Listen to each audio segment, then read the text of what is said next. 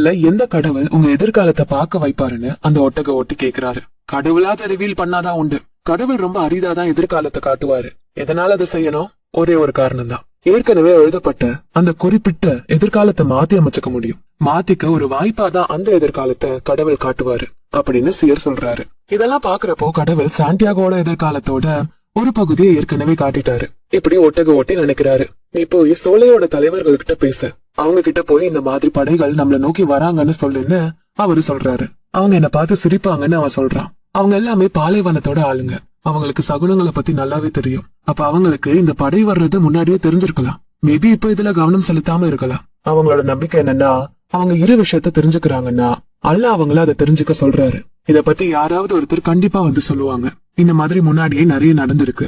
அவங்க தெரிஞ்சுக்க வேண்டிய அந்த விஷயத்த சொல்ல போற ஆள் நீதான், போய் சொல்லுன்னு அவரு சொல்றாரு. அவன் ஃபாத்திமாவை பத்தி நினைக்கிறான். உடனே போய் சோலையோட தலைவர்களை சந்திக்கிறான். சோலையோட நடுவுல இருக்க பெரிய வெள்ளை டென்ட்டுக்கு முன்னாடி காவலாளி ஒருத்தர் நிக்கிறாரு. அவர்கிட்ட போய், நான் தலைவர்களை சந்திக்கணும், பாலைவனத்துல இருந்து ஒரு சகுனத்தை கொண்டு வந்திருக்கேன் அப்படின்னு சாண்டியாகோ சொன்ன உடனே அந்த காவலாளி டென்ட்டுக்குள்ள நுழையிறாரு. கொஞ்ச நேரத்துக்கு அப்புறமா தன்னோட வெள்ளை மற்றும் கோல்டு நிறத்துல ஆடை அணிஞ்சிருந்த ஒரு இளம் வயது அரபியர் வெளியே வராரு. நான் பாலைவனத்துல நடமாட்டிக்கிட்டு இருந்தப்போ இந்த மாதிரி விஷயம் நான் பார்த்தேன்னு அவர் சொன்னப்போ, நீ இங்கேயே இருன்னு அவர் சொல்லிட்டு டென்ட்டுக்குள்ள போயிடுறாரு. இரவு நேரம் வந்துருச்சு. சண்டை போடுற வீரர்கள், வியாபாரிங்க இப்படி ஒவ்வொருத்தரா டென்ட்டுக்குள்ள போயிட்டு வெளியே வராங்க. ஒவ்வொரு டென்ட் பக்கத்திலயும் மூட்டப்பட்ட நெருப்பு அணைக்கப்பட்டுச்சு. அந்த சோலை மொத்தமா பாலைவனம் மாதிரி அமைதியாச்சு. பெரிய டென்ட்ல இருந்து விளக்குகள் மட்டும்தான் எரிஞ்சிட்டு இருந்தது. இதெல்லாம் நடந்துகிட்டு இருக்கு. ஆனா சாண்டியாகோ ஃபாத்திமாவை பத்தி மட்டும்தான் நினைக்கிறான். கடைசியா அவ கூட பேசின விஷயங்களை புரிஞ்சுக்க முடியாம உட்காந்துருக்கான். ரொம்ப மணி நேரம் காத்திருப்புக்கு அப்புறமா அந்த காவலாளி சாண்டியாகோவை டென்ட்டுக்குள்ள கூட்டிட்டு போறாரு. உள்ள பார்த்ததும் அப்படியே சில மாதிரி நின்னுடுறான். இப்படி பாலைவனத்தோட நடுவுல இந்த மாதிரி ஒரு டென்ட் இருக்கும்னு அவன் கற்பனை கூட செஞ்சு பார்க்கல. அந்த டென்ட்டோட தரம் முழுக்க அழகான விரிப்புகள் போடப்பட்டிருந்தது. அதுல அவன் இதுவரை நடந்து போனதே இல்ல. மேல பெரிய பெரிய விளக்குகள், மெழுகுவத்தி எல்லாம் தொங்க போடப்பட்டிருந்தது. பாதி வட்டத்தை போட்டு தலைவர்கள் எல்லாம் உட்கார்ந்துருக்காங்க. அவங்க உட்கார்ந்துருக்க சோஃபா ரொம்பவே காஸ்ட்லியா இருந்தது. வேலைக்காரங்க வரப்போக இருந்தாங்க. டீ ஸ்நாக்ஸ்ன்னு கொண்டு வந்து தந்துட்டு போயிட்டு இருந்தாங்க. இன்னும் சில வேலைக்காரங்க பூக்காவை பத்த வைக்கிறதுக்காக காத்துக்கிட்டு இருந்தாங்க. அந்த டென்ட் முழுக்க அழகான வாசனை. அங்க மொத்தம் 8 தலைவர்கள் இருந்தாங்க. ஆனா அவன் யார் ரொம்ப முக்கியமான ஆளோ அவரைதான் முதல்ல பார்த்தான். வெள்ளை மற்றும் கோல்டு நிறத்துல ஆடை அணிஞ்சிருந்த அரபியர். அவர் தான் அந்த பாதி வட்டமைப்புல உட்கார்ந்து இருக்க தலைவர்கள்லயே நடுவுல உட்கார்ந்து இருந்தாங்க. அவருக்கு பக்கத்துல அவன் ஏற்கனவே டென்ட்டுக்கு வெளியே நின்னப்போ பேசின அந்த சின்ன வயசு அரபியர் ஒருத்தர் உட்கார்ந்து இருக்காரு. அதுல ஒரு தலைவர் சாண்டியாகோவை பார்த்துக்கிட்டு, யார் அவன் புதுசா சகுனங்களை பத்தி எல்லாம் பேசுறான் அப்படின்னு கேக்குறாரு. அது நான் தான். நான் இததான் என்னோட விஷன்ல பார்த்தேன் அப்படின்னு சாண்டியாகோ தான் பார்த்த விஷயத்த சொல்றான். ஏன் இந்த பாலைவனம் யாருன்னே தெரியாத ஒருத்தர்கிட்ட இந்த மாதிரி விஷயங்களை காட்டுது? நம்ம தலைமுறையா இங்க இருக்கோம், நம்ம கிட்ட எதுவுமே காட்ட மாட்டேங்குது அப்படின்னு இன்னொரு தலைவர் சொல்றாரு. ஏன்னா இது என்னோட சொந்த பாலைவனம் கிடையாது. நான் இத புதுசா பாக்குறேன். நீங்க ஏற்கனவே இங்க பல தலைமுறையா வசிச்சு வந்திருக்கீங்க. அதனால உங்களுக்கு எல்லாமே பழக்கப்பட்டதா தெரியும். ஆனா நீங்க பார்க்காம விட்ட விஷயங்கள் என்னோட கண்ணுக்கு தெரியலாம் அப்படின்னு சொல்றான். அப்புறம் எனக்கு சோல் ஆஃப் த வேர்ல்டு பத்தியுமே தெரியும்னு தனக்குள்ளேயே சொல்லிக்கிறான். இந்த சோலை ஒரு நடுநிலையான நிலம். இதை யாருமே தாக்க மாட்டாங்கன்னு 3வது தலைவர் சொல்றாரு. நான் பார்த்ததுதான் உங்ககிட்ட சொல்ல முடியும். நான் சொல்றத நீங்க நம்ப தயாரா இல்லைன்னா நீங்க எதுவுமே செய்ய வேண்டாம் அப்படின்னு சொல்றான். உடனே எல்லாரும் ஆலோசிக்க ஆரம்பிக்கிறாங்க. சாண்டியாகோ புரிஞ்சுக்க முடியாத அரபி மொழியில அவங்க பேசுறாங்க.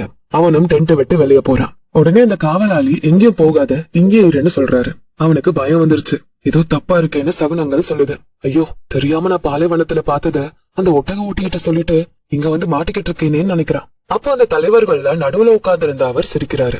இத பார்த்ததும் தான் சாண்டியாகோவுக்கு நிம்மதி வந்தது. அவர் அந்த ஆலோசனையில பங்கெடுத்துக்கல. இவன் ஒரு வார்த்தை கூட பேசல. சாண்டியாகோவுக்கு இந்த உலகத்தோட அந்த ஒரு மொழி தெரியுமே. அதை வச்சு அந்த டென்ட்டுக்குள்ள ஒரு அமைதி அவனால ஃபீல் பண்ண முடிஞ்சது. அங்க எல்லாரும் பேசி முடிச்சிட்டாங்க.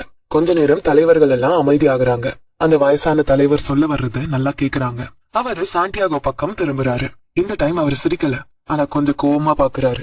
அப்புறமா பேச தொடங்குறாரு. 2000 வருடங்களுக்கு முன்னாடி தான் கனவுகளை முழுசா நம்புன ஒருத்தரை பல்லக்களை தள்ளி அவரை அடிமையா வித்தாங்க. அவர் எங்களோட வியாபாரிங்க தான் கூட்டிட்டு வந்தாங்க. அப்புறம் அவரை ஈஜிப்டுக்கு கூட்டிட்டு போனாங்க. யாருக்கெல்லாம் கனவு மேல நம்பிக்கை இருக்கோ அவங்களால அந்த கனவுகளை புரிஞ்சுக்க முடியும்னு நம்ம எல்லாருக்குமே தெரியும். பாரோ மெலிந்த மாடுகளையும் கொழுத்த மாடுகளையும் கனவு கண்டப்போ இவர்தான் கனவுக்கான விளக்கத்தை சொல்லி ஈஜிப்டையே பஞ்சத்திலிருந்து காப்பாத்தினாரு. அவர் பேரு ஜோசப். அவரும் அந்த நிலத்துக்கு புதுசா வந்தவர் தான். அவருக்கும் அப்போ வயசுதான் இருக்கும். நாங்க பாரம்பரியத்தை எப்பவுமே கவனிப்போம். இந்த பாரம்பரியம் தான் அந்த காலத்துல ஈஜிப்ட பஞ்சத்துல இருந்து பாதுகாத்துச்சு. எஜிப்திய மக்களையும் பணக்காரங்களா ஆக்குச்சு. இந்த பாரம்பரியம் மனுஷன் எப்படி பாலைவனத்தை கடக்கணும், அவங்க குழந்தைங்க எப்படி கல்யாணம் பண்ணிக்கணும், இப்படி எல்லாத்தையுமே சொல்லி கொடுத்துச்சு. அது எங்களோட இந்த சோலைய நடுநிலையான பகுதின்னு சொல்லுச்சு. ஏன்னா எங்களோட 2 சைட்லயுமே சோலைகள் இருக்கு. அது ஆபத்தானதும் இல்ல. இருந்தாலும் எங்க பாரம்பரியம் படி பாலைவனத்துல வரக்கூடிய எல்லா தகவலையுமே நாங்க நம்பிதான் ஆகணும். இப்ப எங்களுக்கு தெரிஞ்ச எல்லாமே இந்த பாலைவனம் சொல்லி கொடுத்ததுதான் அப்படின்னு சொல்லிட்டு அவரு ஒரு சிக்னல் கொடுக்கறாரு. உடனே எல்லாம் எழுந்திருச்சு நிக்கிறாங்க.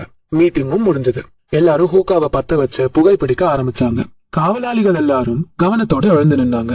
சாண்டியாகவும் வெளியே போக தயாரானா. ஆனா அந்த வயசான தலைவர் திரும்ப பேசினாரு.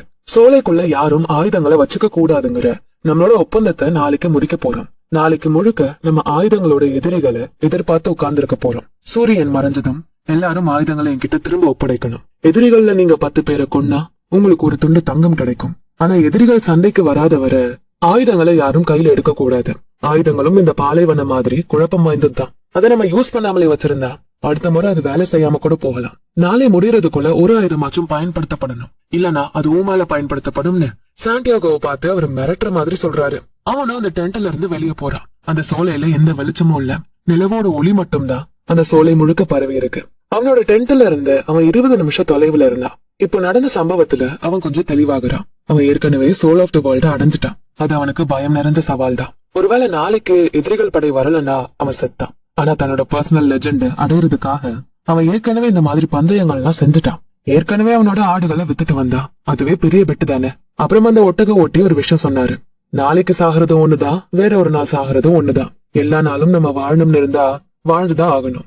எல்லாமே மக்தப் இந்த ஒரு வார்த்தை சார்ந்துதான் இருக்கு. எல்லாமே முன்பே எழுதப்பட்டது. இதெல்லாம் யோசிச்சுக்கிட்டே அவன் நடக்கிறான். அவன் அந்த விஷயத்தை பத்தி தலைவர்கள் கிட்ட சொன்னதில்ல. எந்த வருத்தமும் அவனுக்கு இல்ல. ஒருவேளை நாளைக்கு அவன் செத்துட்டான்னா கடவுள் அவனோட எதிர்காலத்தை மாத்த தயாரா இல்லன்னு அர்த்தம். அட்லீஸ்ட் அவன் இந்த பாலைவனத்தை கடந்து வந்தப்புறமாச்சும் செத்தானின்னு நினைச்சுக்க வேண்டியதுதான். அவன் கிறிஸ்டல் கடையில வேலை பார்த்தான். பிளஸ் அவனுக்கு பாலைவனத்தோட அமைதி எப்படி இருக்கும்னு தெரியும். பாத்திமாவோட கண்கள் அவனுக்கு தெரியும். இதெல்லாம் தெரிஞ்சதுக்கு அப்புறமா இறந்து போறது மச் பெட்டர் தான். அவன் வீட்டுல இருந்து வெளியே வந்து வாழ்ந்துகிட்டு இருக்க ஒவ்வொரு நாளுமே அவன் உன்னிப்பா தான் வாழ்ந்துகிட்டு இருக்கான். நாளைக்கு அவன் செத்தா கூட மத்த ஆடு மேய்க்கிறவங்க பார்க்காத நிறைய விஷயங்களை அவன் பார்த்திருக்கான் அப்படிங்கிற நினைப்பிலேயே சாவான். இதை நினைச்சு சாண்டியாகோ ரொம்ப பெருமைப்படுறான். திடீர்னு இடி முழக்கம் கேக்குது. ஒரு காத்து வேகமா வீசி அவனை தரையில தள்ளுது. மணல் எல்லாம் சுழல ஆரம்பிக்குது. மேகத்தையே மறைக்கிற அளவுக்கு தூசி மூட்டம் வந்தது. அவனுக்கு முன்னாடி பெரிய வெள்ளை குதிரை ஒண்ணு பயமுறுத்துற மாதிரி சத்தத்தோட அவனை தாண்டி போகுது. தூசி எல்லாம் கொஞ்சம் செட்டில் ஆனதுக்கு அப்புறம் அவன் பார்த்த அந்த சம்பவத்தை நினைச்சு அவன் ரொம்ப பயப்படுறான். கருப்பு ஆடை அணிஞ்ச ஒருத்தர் தான் அந்த குதிரையை ஓட்டிட்டு போனாரு. அவர் உடல் முழுக்க அந்த துணி இருந்தது. முகத்தையும் மறைச்சிருந்தாரு. அவரோட கண்ணு மட்டும்தான் தெரிஞ்சது. பாலைவனத்தோட தூதுவர் மாதிரி தெரிஞ்சாரு. ஒரு தூதுவன் வந்தா எப்படி பவர்ஃபுல்லா இருக்குமோ அந்த மாதிரிதான் அவரோட வருகையுமே இருந்தது. அவரோட இடுப்புல இருந்த பெரிய வாளொன்னு எடுத்தாரு. அது நிலவோட வெளிச்சத்துல அப்படியே மின்ன ஆரம்பிச்சது. பருந்துகள் பறக்கிறத வச்சு எல்லாம் அர்த்தம் புரிஞ்சுக்கிற துணிச்சல் இங்க எவகிட்ட இருக்கு அப்படின்னு அவர் சத்தமா கேட்கிறாரு. அவரோட அந்த குரல் அல்ஃபயோம்ல இருக்க 50,000 மரங்களையும் தாண்டி எக்கோ அடிச்சது. எனக்குதான் இதை செய்யறதுக்கான துணிச்சல் இருக்கு அப்படின்னு சாண்டியாகோ சொல்றான். அந்த குதிரையில வந்தவரை அவன் பாக்குறான். சர்ச்ல அவன் சாண்டியாகோ மேட்டமோரோஸோட ஒரு புகைப்படம் பார்த்தானே. வெள்ளை குதிரையில கருப்பாடை அணிஞ்ச ஒருத்தரை அவரை மாதிரியே தான் இவரும் இருந்தாரு. எனக்குதான் இதை செய்யறதுக்கான துணிச்சல் இருக்குன்னு திரும்ப சொல்லிட்டு அவனோட தலைய கீழே குனிறான். அந்த வாள் அவனோட தலைய சீவுறதுக்கு ஏத்த மாதிரி அவன் தலைய குனிறான். நான் அதை பார்த்ததாலதான் எல்லாத்தையும் இந்த சோல் ஆஃப் த வேர்ல்டு மூலமா பார்க்க முடியறதாலதான் இங்க பல உயிர்கள் காப்பாத்தப்படுவாங்க அப்படின்னு சொல்றான். அவரும் தன்னோட வாளோட முனைய அவன் நெத்திய தொடுற மாதிரி கீழே இறக்குறாரு. அவனோட நெத்தியில அந்த வாளோட முனை குத்தி ஒரு சொட்டு ரத்தம் வடியுது. இத பார்த்து அவரு அப்படியே ஷாக் ஆகி நிக்கிறாரு. ஏன்னா அப்ப சாண்டியாகோ தப்பிச்சு ஓட கூட முயற்சி செய்யல.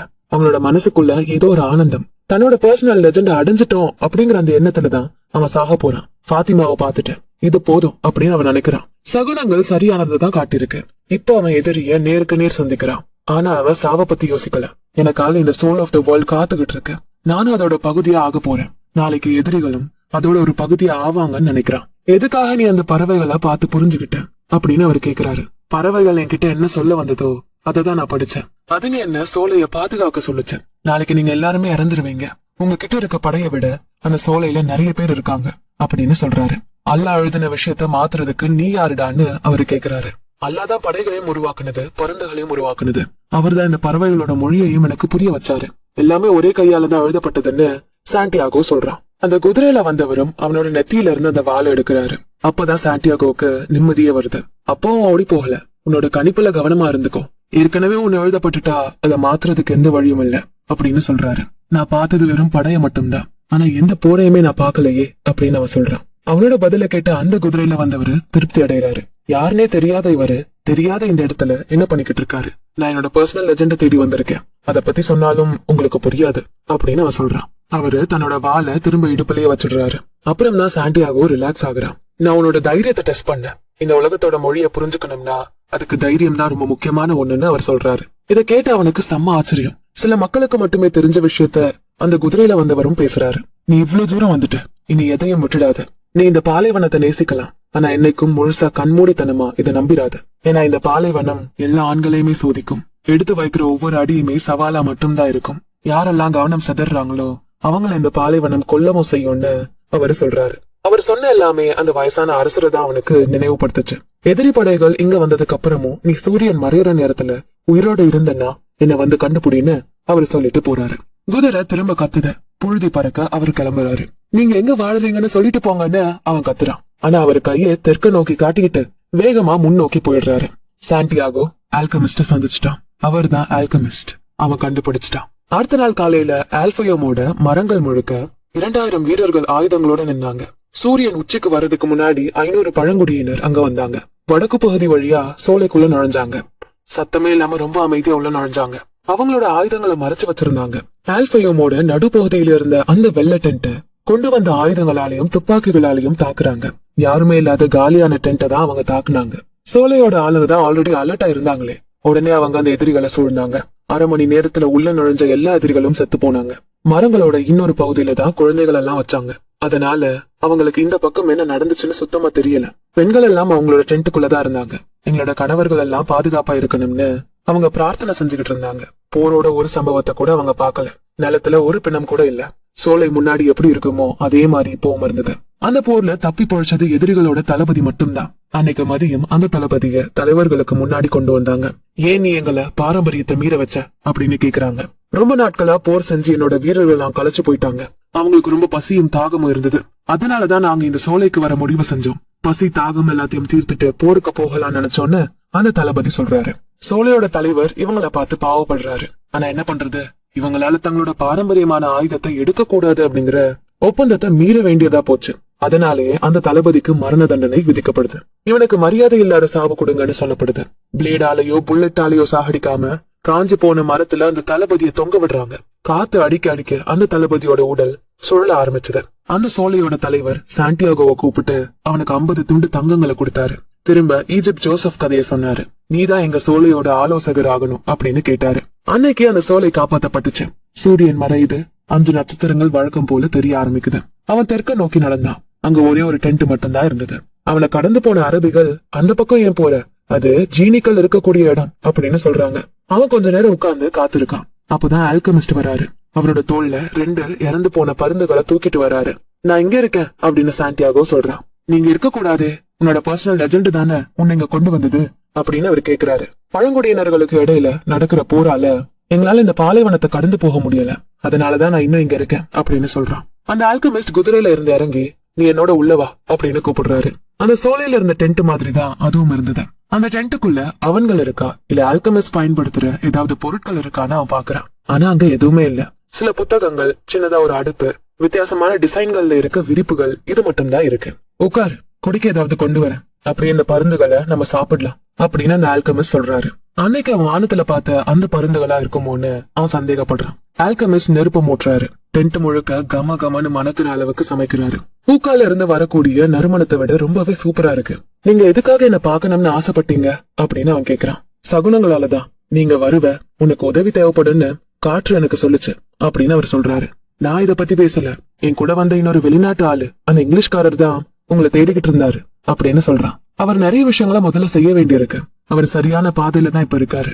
இந்த பாலைவனத்தை பத்தி அவர் இப்பதான் புரிஞ்சுக்க ஆரம்பிக்கிறாருன்னு ஆல்கமிஸ்ட் சொல்ல, அப்ப நான் அப்படின்னு அவன் கேக்குறான். எனக்கு இது வேணும்னு ஒருத்த மனசார ஆசைப்பட்டுட்டான் அப்படின்னா அதை அடைய இந்த பிரபஞ்சமே அவனுக்கு உதவி பண்ணும் அப்படின்னு அந்த ஆல்கமிஸ்ட் சொல்றப்போ வயசான அரசரோட குரலும் சேர்ந்து எக்கோ அடிக்குது. அப்பதான் சாண்டியாகோவுக்கு புரியுது, என்னோட பர்சனல் லெஜெண்ட கண்டுபிடிக்கிறதுக்காக எனக்கு உதவி பண்ண இன்னொருத்தரும் வந்திருக்காருன்னு. சோ நீங்க தான் எனக்கு வழிகாட்ட போறீங்களா அப்படின்னு கேக்குறான். இல்ல, உனக்கு என்னெல்லாம் தெரியணுமோ அது எல்லாத்தையும் ஆல்ரெடி நீ தெரிஞ்சு வச்சிருக்க. புதையல் எங்க இருக்குன்னு திசைய மட்டும்தான் நான் உனக்கு காட்ட போறேன்னு சொல்றாரு. ஆனா இங்க பழங்குடியினர்களோட போர் நடந்துகிட்டு இருக்கே அப்படின்னு அவன் சொல்ல, எனக்கு இந்த பாலைவனத்துல என்ன நடக்குதுன்னு எல்லாமே தெரியும் அப்படின்னு அவர் பதில் சொல்றாரு. நான் ஏற்கனவே என்னோட புதையலை கண்டுபிடிச்சிட்டேன்னு நினைக்கிறேன். என்கிட்ட ஒட்டகம் இருக்கு, கிறிஸ்டல் கடையில நான் சம்பாரிச்ச பணம் இருக்கு, என்கிட்ட 50 துண்டு தங்கங்கள் இருக்கு, என்னோட சொந்த நாட்டுல இப்ப நான் தான் பணக்காரன் அப்படின்னு அவன் சந்தோஷமா சொல்றான். ஆனா அது எதுவுமே உனக்கு பிரமிட்ல இருந்து கிடைக்கலையே அப்படின்னு ஆல்கெமிஸ்ட் சொல்றாரு. எனக்கு ஃபாத்திமாவும் இருக்கா, எனக்கு கிடைக்கிற எல்லா புதையலையும் விட அவதான் எனக்கு மிக சிறந்த புதையல் அப்படின்னு அவன் சொல்றான். ஆனா அவளையும் நீ பிரமிட்ல பாக்கலையே அப்படின்னு அவர் சொல்றாரு.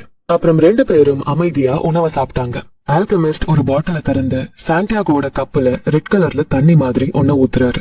அவனும் அதை குடிக்கிறான். இதுவரை அவன் குடிச்சதுலயே ரொம்ப ரொம்ப சுவையான வைன்னா அதுதான். இங்க வைன் தடை செய்யப்படலையா அப்படின்னு அவன் கேக்குறான். மனுஷனோட வாய்க்குள்ள போறது கெட்டதில்ல, அவன் வாயில இருந்து வெளியே வர்றதுதான் கெட்டதுன்னு அவரு நச்சுன்னு ஒரு பதில் கொடுக்கறாரு.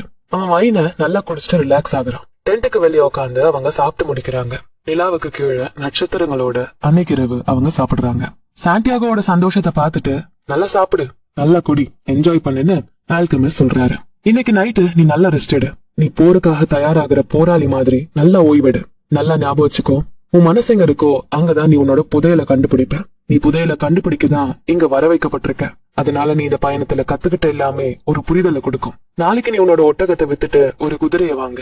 ஒட்டகங்களை நம்ப முடியாது, அது ரொம்ப தூரம் நடக்கும், சோர்வே ஆகாத மாதிரி தெரியும், ஆனா திடீர்னு முட்டி போட்டு செத்து போயிடும். ஆனா குதிரைகள் அப்படி இல்ல, அப்பப்ப சோர்வடையும், ஆனா ஓய்வு எடுத்த உடனே தெம்பா வேகமா செயல்படும். அதுங்களால எவ்வளவு தூரம் பயணிக்க முடியும்னு உனக்கு தெரியும். அதுங்க எப்ப சாக போகுதுன்னு உனக்கு முன்னாடியே தெரிஞ்சிடும்னு ஆல்கெமிஸ்ட் சொல்றாரு. நல்ல ஓய்வுக்கு அப்புறம் ஒரு குதிரையோட ஆல்கெமிஸ்டோட டென்ட் கிட்ட சாண்டியாகோ வரான். ஆல்கெமிஸ்டும் தயாரா இருக்காரு. எல்லாத்தையுமே தயார் பண்ணி ஒரு ஃபால்கனை தன்னோட இடத்து தோல் மேல வச்சுக்கிட்டு இந்த பாலைவனத்துல எங்கேயாவது உயிர்கள் இருக்கான்னு பாரு. யாரால உயிர்கள் இருக்கா, அறிகுறிகள் இருக்கா, இதெல்லாம் பார்க்க முடியுதோ அவங்களால மட்டும்தான் புதையலை கண்டுபிடிக்க முடியும்னு அவரு சொல்றாரு. 2 பேரும் மணல்ல பயணிக்க ஆரம்பிக்கிறாங்க. நிலவோட வெளிச்சம் அவங்க போற பாதையில பளிச்சுன்னு அடிக்குது. இந்த பாலைவனத்துல எனக்கு உயிர்கள் இருக்கான்னு எப்படி பாக்குறதுன்னு தெரியலையே, உயிரினங்கள் எல்லாம் வாழ்ற அளவுக்கு இந்த பாலைவனம் அவ்வளவு வளமான இடமாவும் தெரியலன்னு அவன் மனசுல நினைக்கிறான். ஆனா ஆல்கெமிஸ்ட பார்த்தா அவனுக்கு பயமா இருக்கு, அதனால அவன் சொல்லாம இருக்கான். அவங்க 2 பேரும் ஒரு பாறை இருக்க இடத்த அடையிறாங்க. அவன் வானத்துல அப்பவாவது பருந்துகள்லாம் பார்த்தான், ஆனா இப்போ வெறும் அமைதியும் காத்து மட்டும்தான் இருந்தது. எனக்கு இந்த பாலைவனத்துல எப்படி உயிர்களை கண்டுபிடிக்கிறதுன்னு தெரியல. இங்க உயிரினங்கள் இருக்குன்னு தெரியும், ஆனா அதை எப்படி கண்டுபிடிக்கிறது எனக்கு தெரியலையே அப்படின்னு அவன் சொல்றான். உயிர் தான் உயிரை இருக்கும் அப்படின்னு ஆல்கெமிஸ்ட் பதில் சொல்றாரு. அவனும் அதை புரிஞ்சுக்கிறான். அவனோட குதிரைய முன்னோக்கி ஓட வைக்கிறான். கிட்டத்தட்ட 1/2 மணி நேரம் அவனோட குதிரை ஓடுச்சு. ஆல்கெமிஸ்டும் அவனை ஃபாலோ பண்ணாரு. அந்த சோலையை அவங்களால பார்க்க முடியல, அந்த அளவு தூரமா அவங்க வந்துட்டாங்க. பெரிய நிலா மட்டும்தான் அவங்க தலை மேல வானத்துல இருந்தது. அப்புறம் பாலைவனத்துல இருக்க கற்கள் எல்லாம் அந்த நிலவோட ஒளியில மின்னுங்குது. திடீர்னு என்ன ஆகுதுன்னு தெரியல, சாண்டியாகோவோட குதிரை மெதுவாக ஆரம்பிக்குது. இங்க உயிர் இருக்குன்னு ஆல்கெமிஸ்ட் கிட்ட சாண்டியாகோ சொல்றான். எனக்கு பாலைவனத்தோட மொழி தெரியல, ஆனா என்னோட குதிரைக்கு தெரியும், இங்க ஏதோ ஒரு உயிர் இருக்குன்னு அவன் சொல்றான். அவங்க 2 பேரும் குதிரையில இருந்து இறங்குறாங்க. ஆல்கெமிஸ்ட் எதுவுமே சொல்லல. அவங்க ஸ்லோவா கற்கள் பக்கமா தேடி பாக்குறாங்க. திடீர்னு அந்த ஆல்கெமிஸ்ட் நின்னாரு. நிலத்தை நோக்கி குனிஞ்சாரு. அந்த கற்கள்ல குழிகள் இருந்தது.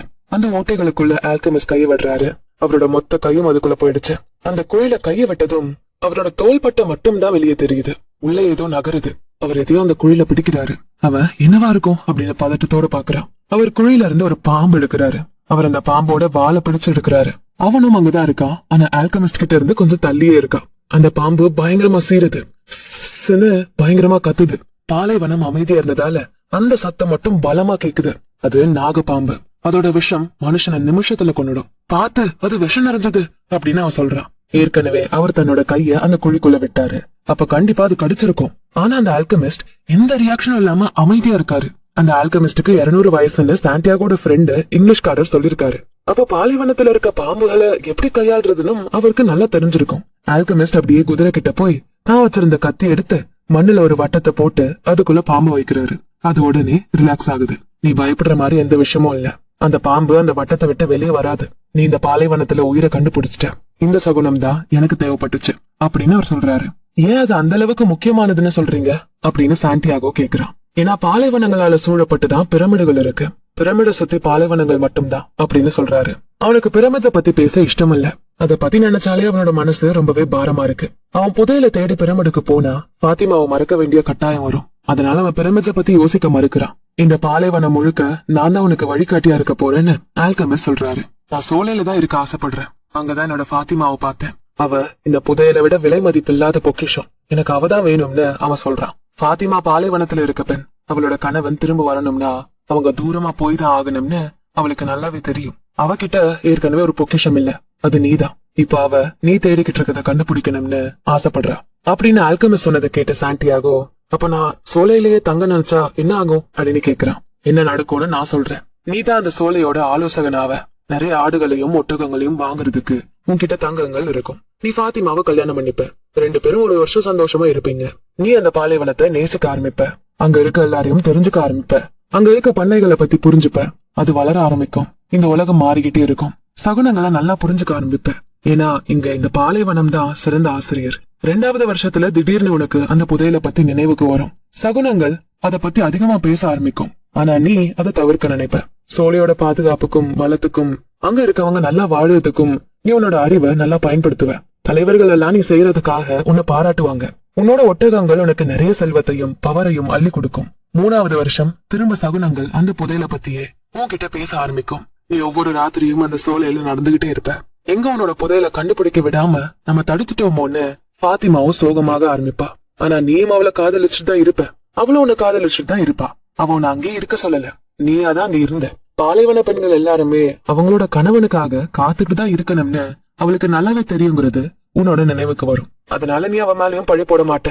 ஆனா நீ அந்த பாலைவனத்துல நடந்துகிட்டே இருக்கப்போ ஒவ்வொரு முறையும் சே அன்னைக்கு நான் புதையல தேடி போயிருக்கலாமோ அப்படின்னு தோணிக்கிட்டே இருக்கும். ஃபாத்திமா மேல வச்சிருக்க அந்த காதல முழுசா நம்பி நான் புதையல தேடி இருக்கலாம். எங்க திரும்ப அந்த சோலைக்கு வர முடியாம போயிடுமோ, ஃபாத்திமாவை பார்க்க முடியாம போயிடுமோ அப்படிங்கிற அந்த பயம் தான் உன்னை அன்னைக்கு அங்க போக விடாம தடுத்துச்சு.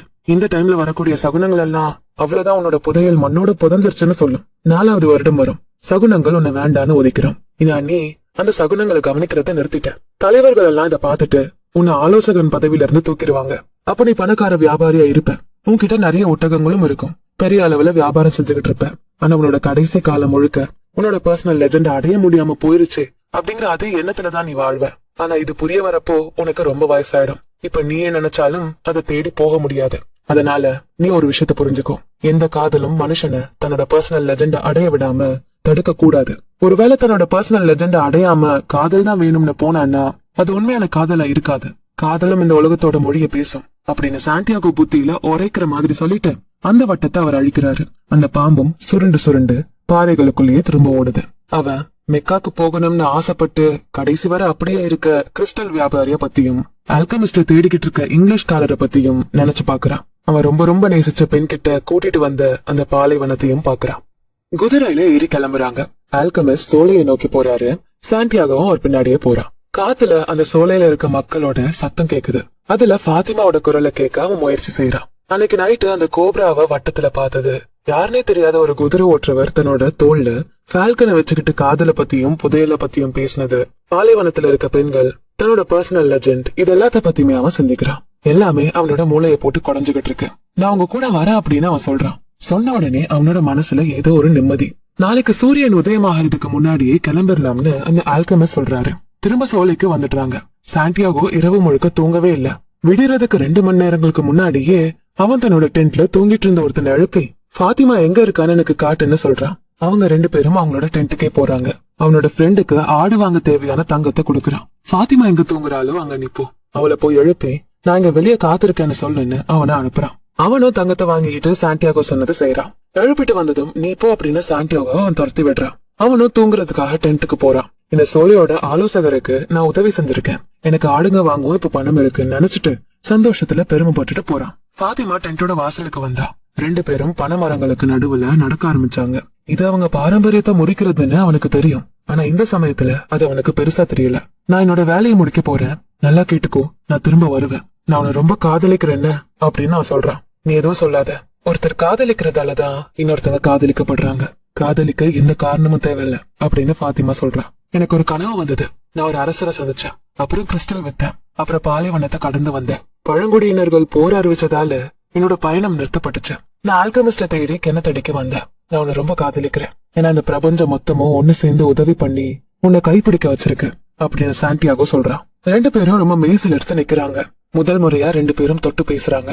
நான் திரும்ப வந்துருவேன், கண்டிப்பா வந்துருவேன்னு அவன் சொல்றான். நான் உனக்காக காத்திருப்பேன், இந்த பாலைவனத்தை பாத்துக்கிட்டே இருப்பேன். இப்ப என்கிட்ட நம்பிக்கை இருக்கு.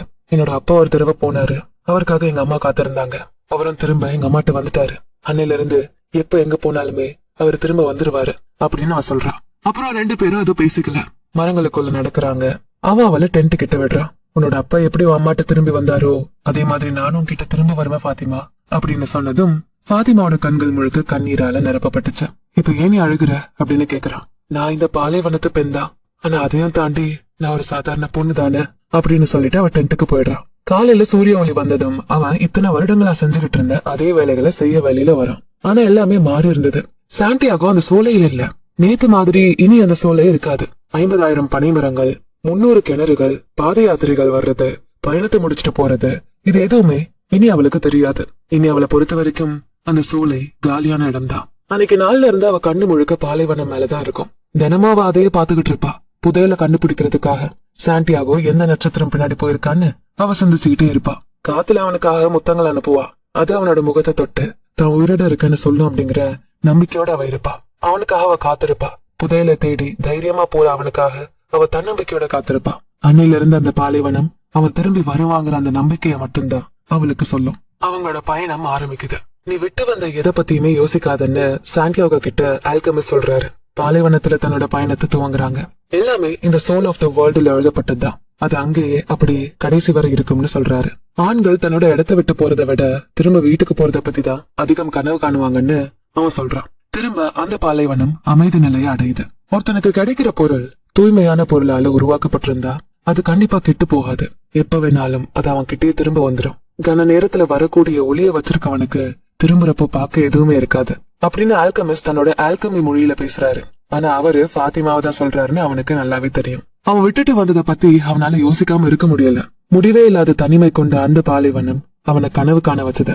இன்னும் அவன் ஈச்ச மரங்கள், கிணறுகள், அவன் நேசிச்ச பொண்ணோட முகம் இதெல்லாத்தையுமே பாக்குறான். இங்கிலீஷ்காரரோட ஆராய்ச்சிகள், தனக்கு ஆசனா இருந்த அந்த ஒட்டக ஓட்டி இதெல்லாத்தையும் பாக்குறான். இந்த ஆல்கெமிஸ்ட் இதுவரை யாரையுமே காதலிச்சது இல்ல போல அப்படின்னு அவன் நினைக்கிறான். ஆல்கெமிஸ்ட் தோல்ல ஃபால்கனை வச்சுட்டு அவர் முன்னாடி போறாரு. அந்த ஃபால்கன் பறவைக்கு பாலைவனத்தோட மொழி நல்லாவே தெரிஞ்சிருந்தது. எப்பெல்லாம் அவங்க நிக்கிறாங்களோ அப்பெல்லாம் அது பறந்து போய் இறைய தேடிச்சு. முதல் நாள் அது ஒரு முயலை வேட்டையாடி தூக்கிட்டு வந்தது. 2வது நாள் 2 பறவைகளை வேட்டையாடி தூக்கிட்டு வந்தது. அன்னைக்கு ராத்திரி அவங்க தூங்குற இடத்த விரிவாக்குறாங்க. நெருப்புகளை அணைச்சிட்டாங்க. பாலைவன இரவுகள் ரொம்ப குளிரா இருந்தது. நிலவோட தேய்பிறை நடக்க நடக்க இன்னும் இருட்டாக ஆரம்பிச்சது. அவங்க பயணத்தை ஆரம்பிச்சு 1 வாரம் ஆகுது. பாலைவனத்துல நடந்துட்டு இருக்க போர்ல நம்ம கொஞ்சம் முன்னெச்சரிக்கையா இருக்கணும்னு பாதுகாப்பை பத்தி பேசிக்கிட்டே போறாங்க. போர் நடந்துகிட்டே இருந்தது. சில சமயங்கள்ல அந்த காத்துல ரத்த வாசனை அடிச்சது. பக்கத்துலதான் போர் நடந்தது. காத்து அவனுக்கு சகுனங்களை சொல்லுது. அவனோட கண்கள் இதெல்லாம் பார்க்க தவறிச்சோ அது எல்லாத்தையும் இந்த சகுனங்கள் காத்து மூலமா அவனை கவனிக்க வைக்குது. 7வது நாள் ஆல்கெமிஸ்ட் எப்பவும் விட கொஞ்சம் முன்னாடியே கேம்ப போடுறாரு. ஃபால்கனும் இறைய தேடி பறக்குது. இந்த தண்ணி கொடின்னு சாண்டியாகோக்கு ஆல்கெமிஸ்ட் தண்ணி கொடுக்கறாரு. உன்னோட பயணத்தோட முடிவுக்கு நீ வந்துட்ட. நீ உன்னோட பர்சனல் லெஜெண்ட அடைஞ்சிட்ட. அதுக்காக நான் உனக்கு பாராட்டுகளை தரேன்னு அவர் சொல்றாரு. ஆனா வர வழியில நீங்க எனக்கு எதுவுமே சொல்லல.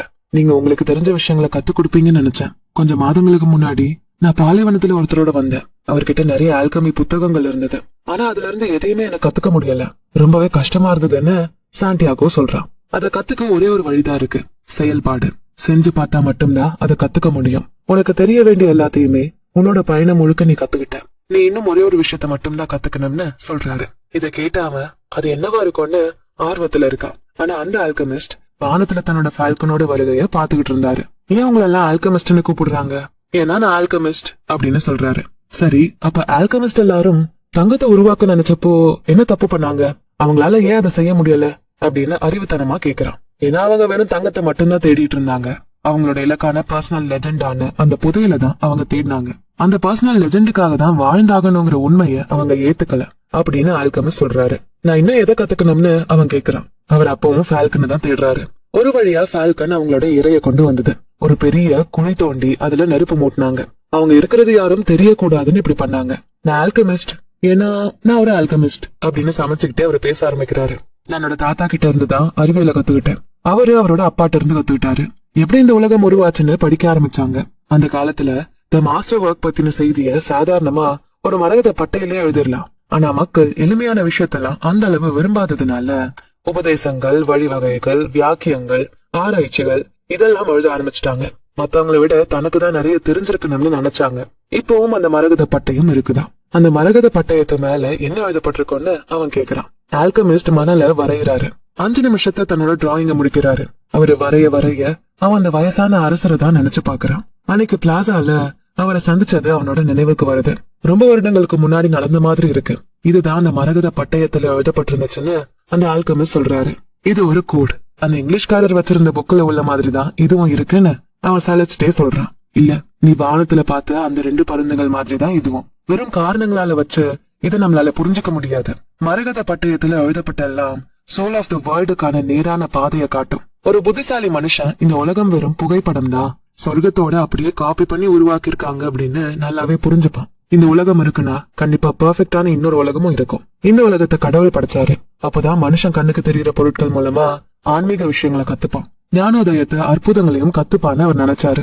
இதுதான் செயல்பாடுன்னு நான் சொன்னேன்னு அவர் சொல்றாரு. என்னால அந்த மரகத பட்டயத்துல எழுதப்பட்டது புரிஞ்சுக்க முடியுமா அப்படின்னு அவன் கேக்குறான். ஒருவேளை நீ சோலைவனத்துல இருந்திருந்தா அதை பத்தி படிச்சிருக்கலாம். ஆனா நீ இப்ப பாலைவனத்துல இருக்க. அதனால இதுக்குள்ள உன்னை நீ மூழ்கடிச்சுக்கணும். இந்த உலகத்தை பத்தின புரிதலை இந்த பாலைவனம் உனக்கு கொடுக்கும். இன்னும் சொல்ல போனா இந்த பூமியில இருக்க எல்லாமே உனக்கு இந்த உலகத்தை புரிஞ்சுக்க வழிகாட்டும். நீ பாலைவனத்தை புரிஞ்சுக்க வேண்டிய அவசியம் கூட இல்ல. ஜஸ்ட் இந்த மணலை புரிஞ்சுக்கும். இத பாரு, இதுலயே இந்த உலகத்தை படைக்கப்பட்ட அற்புதமான விஷயங்களை உன்னால பார்க்க முடியும். ஆனா எப்படி நான் என்ன இந்த பாலைவனத்துக்குள்ள முழுசா மூழ்கடிச்சு அதை நல்லா புரிஞ்சுக்கிறது அப்படின்னு சாண்டியாகோ கேக்குறான். உன் மனசு என்ன சொல்லுதோ அது கேளு.